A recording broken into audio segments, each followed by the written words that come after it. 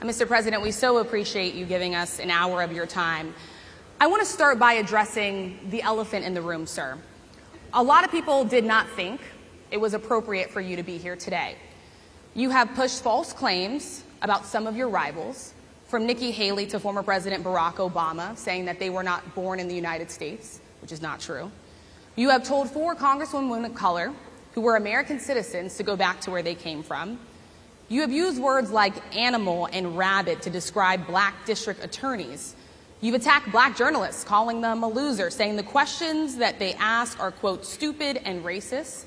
You've had dinner with a white supremacist at your Mar-a-Lago resort. So my question, sir, now that you are asking black supporters to vote for you, why should black voters trust you after you have used language like that? Well, first of all, I don't think I've ever been asked a question in such a horrible manner. First question. You don't even say, hello, how are you? Are you with ABC? Because I think they're a fake news network, a terrible network. And I think it's disgraceful that I came here in good spirit. I love the black population of this country. I've done so much for the black population of this country, including employment, including opportunity zones with Senator Tim Scott of South Carolina, which is one of the greatest programs ever for black workers and black entrepreneurs. I've done so much, and and I say this, historically black colleges and universities were out of money, they were stone cold broke, and I saved them and I gave them long-term financing, and nobody else was doing it. I think it's a very rude introduction. I don't know exactly why you would do something like that. And let me go a step further. I was invited here, and I was told my opponent, whether it was Biden or Kamala, I was told my opponent was going to be here. It turned out my opponent isn't here. You invited me under false pretense. And then you said, you can't do it with Zoom. Well, where's Zoom? She's going to do it with Zoom, and she's not coming.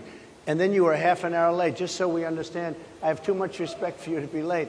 They couldn't get their equipment working or something was wrong. Mr. President, I would love if you can answer the question on your rhetoric and why you believe that black voters should trust you with another 4 years. I have been the best president for the black population since Abraham Lincoln. That's my answer. Better than President Johnson, who signed the Voting Rights Act? And for you to start off a question and answer period, especially when you're 35 minutes late because you couldn't get your equipment to work, in such a hostile manner, I think it's a disgrace. Let me just ask a follow-up, sir, and then we'll move on to other questions here.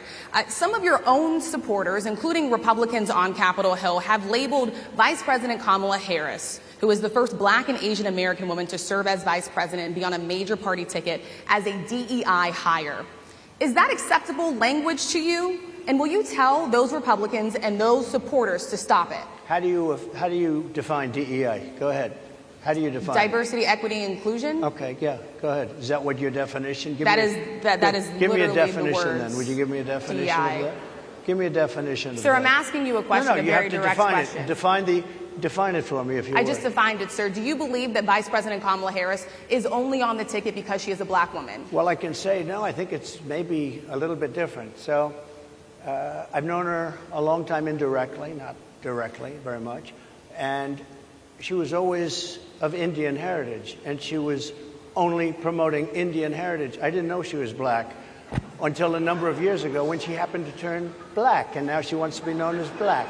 So I don't know, is she Indian or is she black? She is always identified as a black woman. She went to a historically black college. I respect either one, but she obviously doesn't, because she was Indian all the way, and then all of a sudden she made a turn, and she became a black person. Just to be clear, sir, do you believe I think somebody should look into that, too, when you continue in a very hostile, nasty tone. It's a direct question, sir. Do you believe that Vice President Kamala Harris is a DEI hire, as some Republicans have said? I really don't know. I really don't know. Could be.